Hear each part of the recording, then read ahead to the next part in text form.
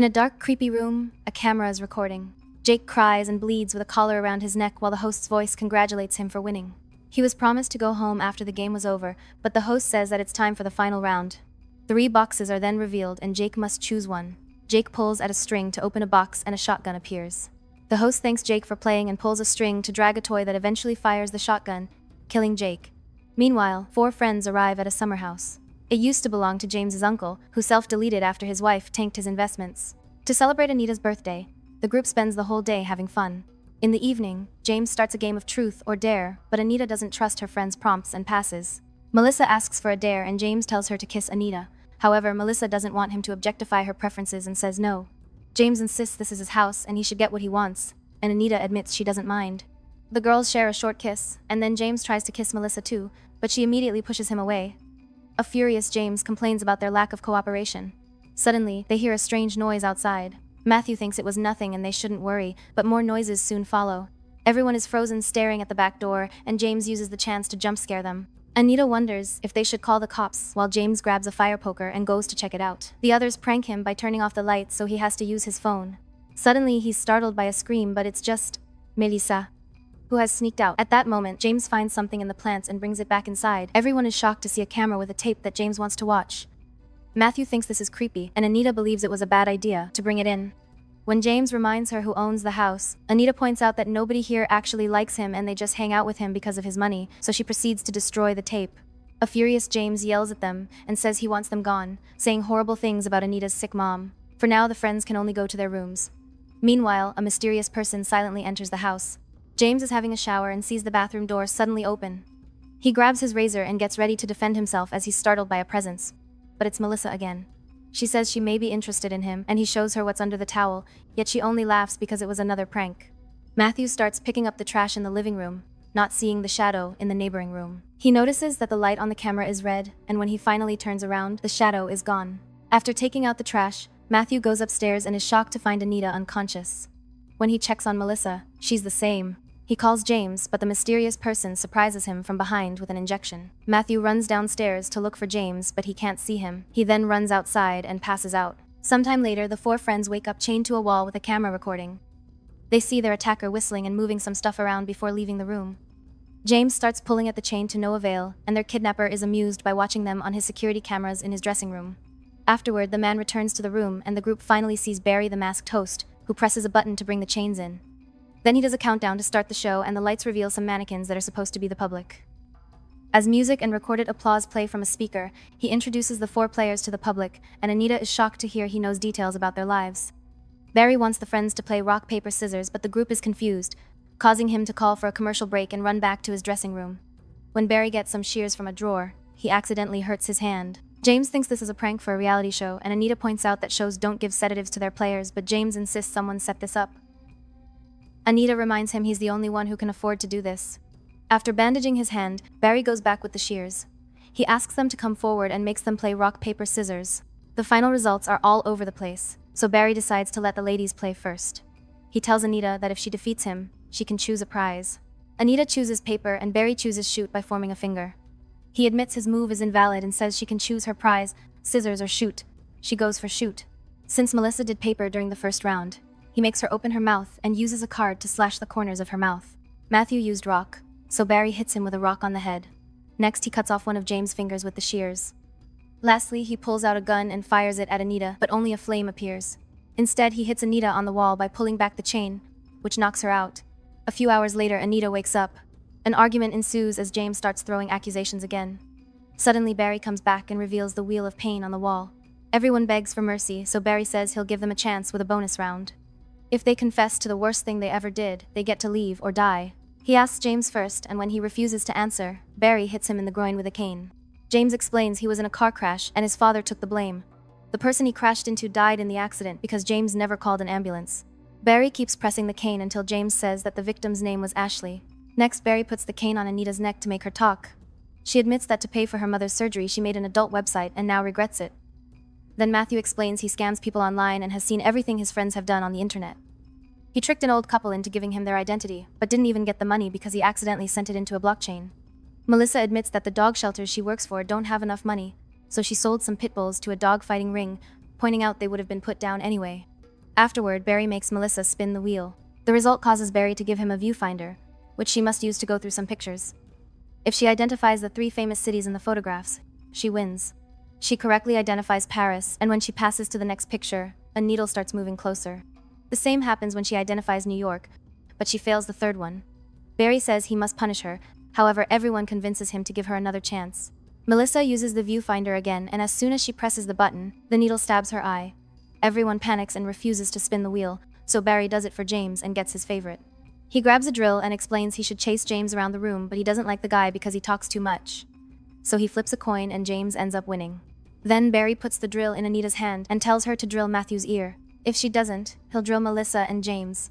A countdown begins, so Anita has no choice but to drill Matthew's ear, leaving him in unbearable pain. She drops the drill when she's done, and it breaks. Barry yells at her in anger and says she broke the rules before taking the tape from the camera and returning to his dressing room. He puts some tape on the videotape and writes Matthew's name before adding it to a pile of the same thing. Moments later, Barry returns to the room and announces that this round is a bit different. A screen calls the game wildcard as he explains the rules. 1 question, everyone answers, and the highest score wins. Barry says he's asked 100 people to name the body part that aches the most and wants them to guess the answers. Matthew says head, Melissa says knees, and Anita answers stomach. James keeps trying to reach Barry to beat him up, but the chain just makes him fall. Barry freaks out, and his own answer is neck, because they are all a pain in his. Next, Barry pulls out some pieces of paper with the answers. Number 1 is head, 2 is muscles, 3 is neck, and 4 is feet. Matthew points out that these answers don't add to 100, and Barry finds a last piece of paper with stomach, which is higher than muscles. This means Melissa has lost the game. After pulling the chains back, Barry activates his hydraulic press. The machine starts lowering its ram above Melissa and pokes her head, but Barry stops it.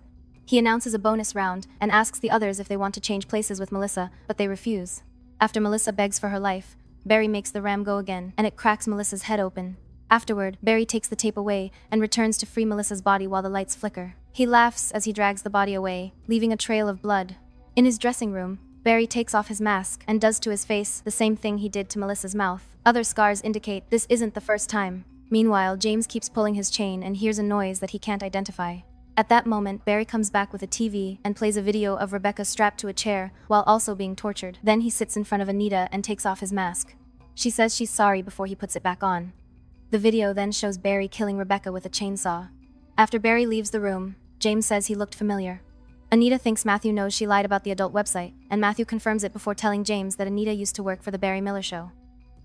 James blames her for everything and demands an explanation, so Anita talks. Barry Miller used to be a very successful game show host, and Anita was part of his crew. One day, she and her coworkers were watching the news and learned that their talk show host had been acquitted of all abuse charges because the victims withdrew their testimonies. Rebecca was disgusted, and Anita wondered if the man could be innocent. Jake said that one of the victims was driving a new car, so probably all the victims got paid off. Rebecca pointed out that companies got rid of old creeps to save the channel from looking bad, and that she heard that Barry was a predator. Whoever caught him could get lots of money, which would be enough to pay for the surgery for Anita's mother. She claimed that Barry grabbed her once, and because she didn't play along, she wasn't promoted. Jake thought she was lying. Their conversation was interrupted when Barry came to their table with cake for Anita and made everyone sing the happy birthday song for her. When Barry touched Anita's shoulders, Rebecca freaked out and asked him to stop touching women, creating a very awkward moment. Sometime later, Rebecca and Jake convinced Anita to file a complaint with Human Resources. They immediately offered to pay her well in exchange for her signing a non-disclosure agreement and leaving the company. In the present, Barry comes back, and James says he shouldn't punish him, only Anita. In fact, he offers to help Barry with the family money and his dad's contacts. Barry pretends to be excited at the idea of getting his family and show back, and says he'll send James's head to his father. Next, Barry brings out the head of the company lawyer to force Anita to eat his tongue. Meanwhile, James keeps pulling his chain and finally gets it off the wall. Suddenly, James knocks Barry down and gets ready to attack with the chain, but Barry presses a button to activate the hidden taser in the chain that electrocutes all 3 players until they're unconscious. Moments later, the boys wake up strapped to tables and notice nasty scars on their stomachs. Barry announces that the next game will be Incision Decision and throws a blade at Anita on the ground before rushing to his dressing room.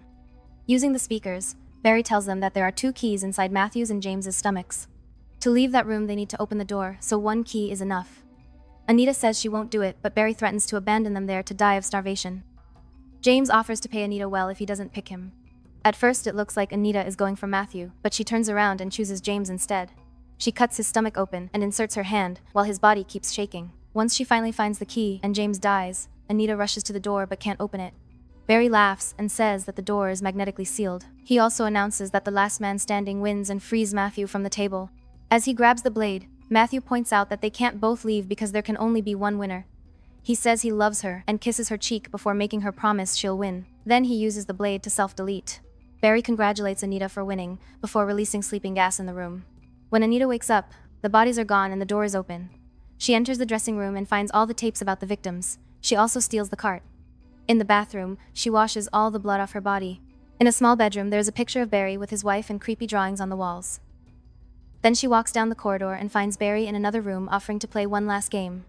A terrified Anita comes in and sits in front of 3 boxes, getting startled when he activates a confetti bomb. Anita wonders if this is all Barry is, and he answers that Barry is dead because she killed him. She offers to tell the world that she lied, but Barry doesn't react, making her wonder if he did do something.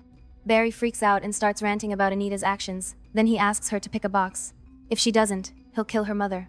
Anita finally pulls a string to choose a box and reveals a cake inside.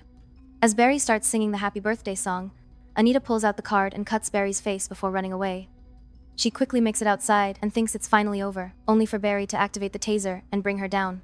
Barry explains that each of his facial scars represents a killing, so Anita has already made one for herself. Using the chain, he drags Anita back inside. He pushes her head on the cake and keeps her there for several seconds, but to her surprise, there are no hidden weapons. Barry tells her she's allowed to go and that the cake tastes terrible. Suddenly, Anita's face starts burning and her eyes turn red. She says that she can't see and yells in pain as she tries to run away again. However, she can barely move and collapses in the corridor, her body squirming until she's finally dead. Barry sits next to her and hums the theme of a show for the camera. A tape shows Barry torturing the talk show host until he admits he did abuse those women, but the company paid them off. Then Barry kills him by hitting his head with a hammer. Comment your favorite movie. I might recap it next. Thanks for watching.